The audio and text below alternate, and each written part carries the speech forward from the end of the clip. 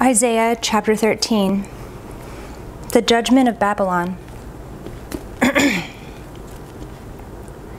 The oracle concerning Babylon, which Isaiah the son of Amoz saw. On a bare hill raise a signal. Cry aloud to them. Wave the hand for them to enter the gates of the nobles. I myself have commanded my consecrated ones, and have summoned my mighty men to execute my anger, my proudly exalting ones. The sound of a tumult is on the mountains as of a great multitude.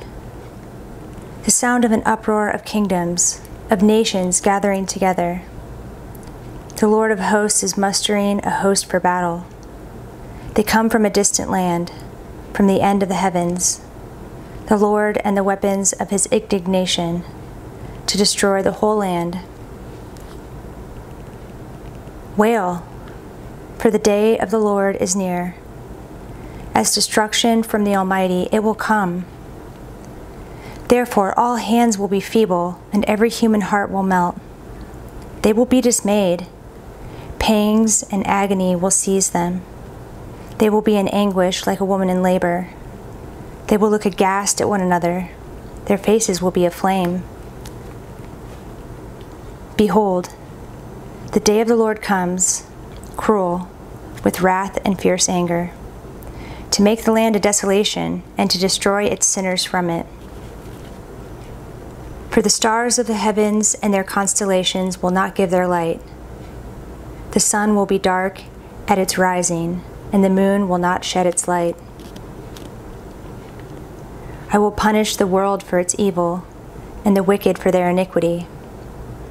I will put an end to the pomp of the arrogant, and lay low the pompous pride of the ruthless. I will make people more rare than fine gold, and mankind than the gold of Ophir. Therefore I will make the heavens tremble, and the earth will be shaken out of its place, and the wrath of the Lord of hosts in the day of his fierce anger, at the wrath of the Lord of hosts in the day of his fierce anger. And like a hunted gazelle, or like sheep with none to gather them, each will turn to his own people, and each will flee to his own land. Whoever is found will be thrust through, and whoever is caught will fall by the sword. Their infants will be dashed in pieces before their eyes. Their houses will be plundered, and their wives ravished. Behold, I am stirring up the Medes against them, who have no regard for silver and do not delight in gold. Their bows will slaughter the young men. They have no mercy on the fruit of the womb. Their eyes will not pity children. And Babylon, the glory of kingdoms, the splendor and pomp of the Chaldeans, will be like Sodom and Gomorrah when God overthrew them. It will never be inhabited or lived in for all generations. No Arab will pitch his tent there.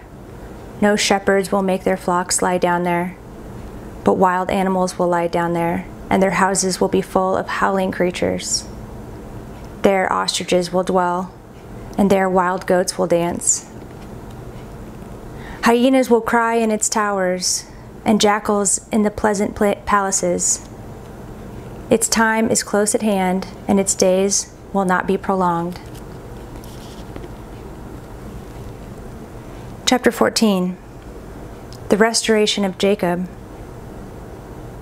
For the Lord will have compassion on Jacob and will again choose Israel, and will set them in their own land, and sojourners will join them and will attach themselves to the house of Jacob.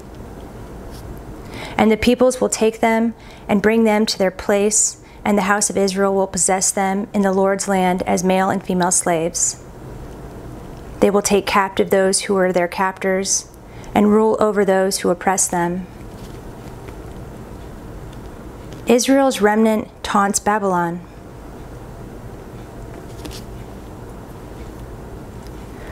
When the Lord has given you rest from your pain and turmoil and the hard service with which you were made to serve, you will take up this taunt against the king of Babylon. How the oppressor has ceased, the insolent fury ceased. The Lord has broken the staff of the wicked, the scepter of rulers, that struck the peoples in wrath with unceasing blows, that ruled the nations in anger with unrelenting persecution.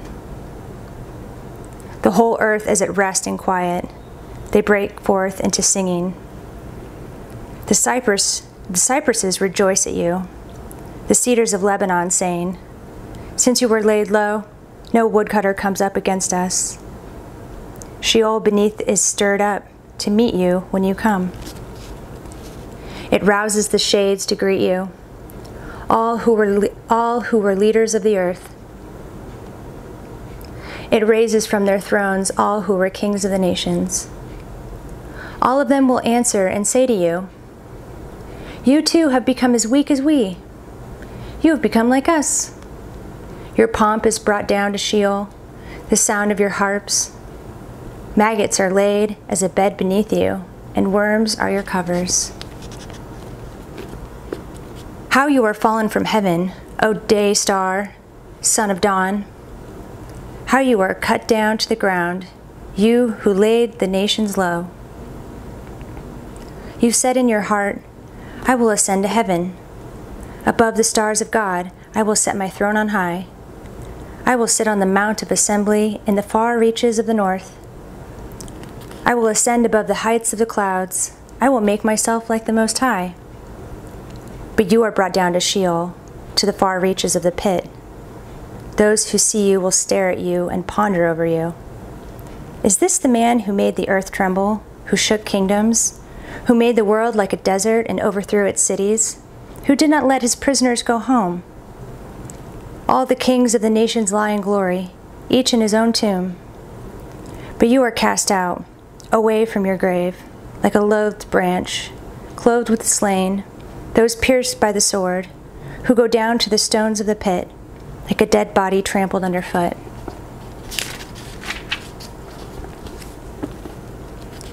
You will not be joined with them in burial, because you have destroyed your land. You have slain your people. May the offspring of evildoers never more be named. Prepare slaughter for his sons because of the guilt of their fathers, lest they rise and possess the earth, and fill the face of the world with cities.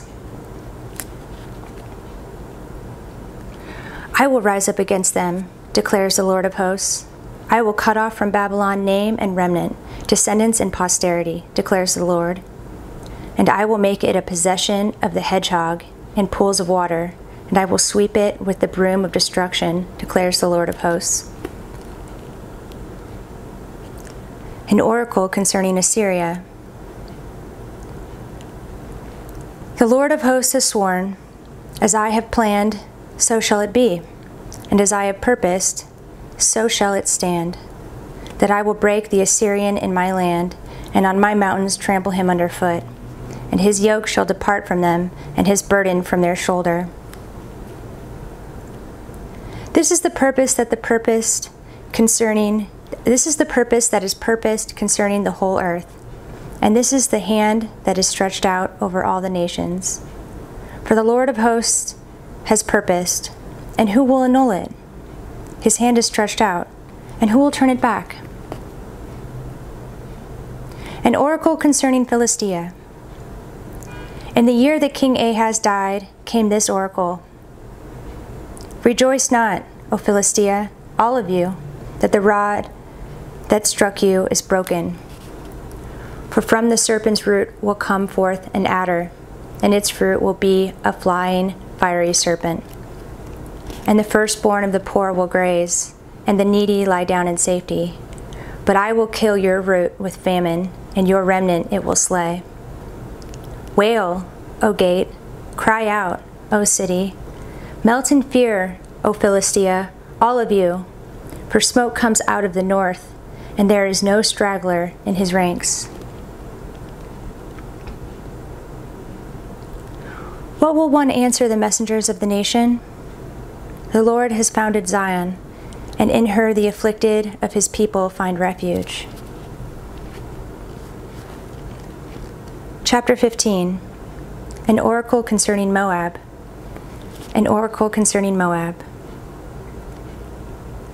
Because Ar of Moab is laid waste, in a night, Moab is undone. Because Kir of Moab is laid waste in a night, Moab is undone. He has gone up to the temple and to Dibon, to the high places to weep. Over Nebo and over Medeba, Moab wails. On every head is baldness, every beard is shorn. In the streets they wear sackcloth. On the housetops and in the squares, everyone wails and melts in tears. Heshbon and Elealeh cry out. Their voice is heard as far as Jahaz. Therefore the armed men of Moab cry aloud. His soul trembles. My heart cries out for Moab. Her fugitives flee to Zoar, to Eglath Shalisha. For at the ascent of Luhith they go up weeping. On the road to Horonaim they raise a cry of destruction. The waters of Nimrim are a desolation. The grass is withered, the vegetation fails, the greenery is no more. Therefore the abundance they have gained and what they have laid up they carry away over the brook of the willows. For a cry has gone around the land of Moab. Her wailing reaches the Eglaim. Her wailing reaches to Bir Elim. For the waters of Dibon are full of blood. For I will bring upon Dibon even more, a lion for those of Moab who escape, for the remnant of the land. Chapter 16. Send the lamb to the ruler of the land, from Selah, by way of the desert, to the mount of the daughter of Zion. Like fleeing birds, like a scattered nest, so are the daughters of Moab at the fords of the Arnon. Give counsel, grant justice, make your shade like night at the height of noon. Shelter the outcasts, do not reveal the fugitive. Let the outcasts of Moab sojourn among you. Be a shelter to them from the destroyer. When the oppressor is no more, and destruction has ceased, and he who tramples underfoot has vanished from the land, then a throne will be established in steadfast love, and on it will sit in faithfulness in the tent of David, one who judges and seeks justice, and is swift to do righteousness. We have heard of the pride of Moab, how proud he is, of his arrogance, his pride, and his insolence. In his idle boasting, he is not right. Therefore let Moab wail for Moab. Let everyone wail. Mourn, utterly stricken, for the raisin cakes of Kir Hareseth.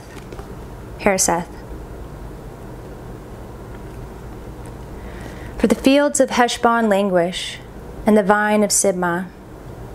The lords of the nations have struck down its branches, which reached to Jazer, and strayed to the desert.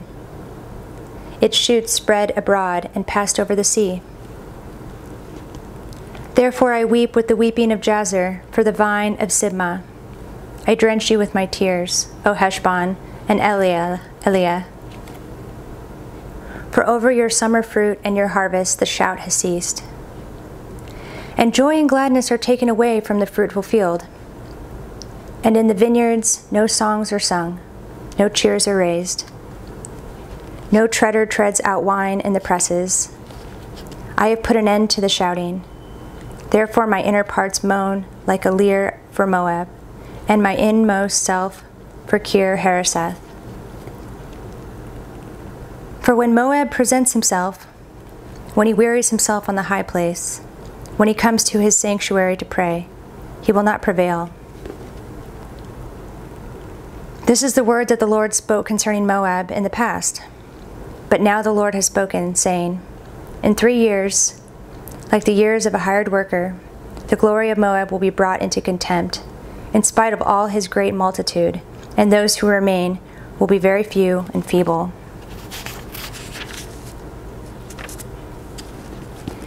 Chapter 17. An oracle concerning Damascus. An oracle concerning Damascus. Behold, Damascus will cease to be a city and will become a heap of ruins. The cities of Orer are deserted. They will be for flocks, which will lie down, and none will make them afraid.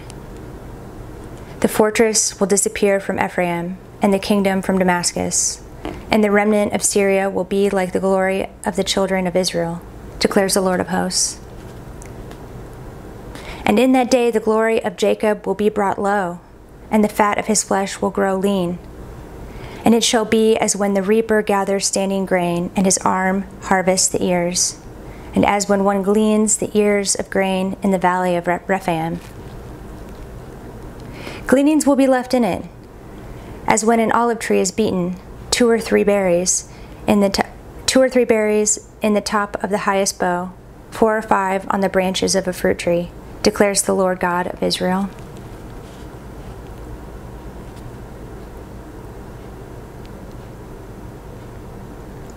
In that day man will look to his Maker, and his eyes will look on the Holy One of Israel. He will not look to the altars, the work of his hands, and he will not look on what his own fingers have made, either the Asherim or the altars of incense. In that day their strong cities will be like the deserted places of the wooded heights and the hilltops, which they deserted because of the children of Israel, and there will be desolation. For you have forgotten the God of your salvation, and you have not remembered the rock of your refuge. Therefore, though you plant pleasant plants, and sow the vine branch of a stranger, though you make them grow on the day that you plant them, and make them blossom in the morning that you sow, yet the harvest will flee away in the day of grief and incurable pain. Ah, the thunder of many peoples, they thunder like the thundering of the sea. Ah, the roar of nations, they roar like the roaring of mighty waters.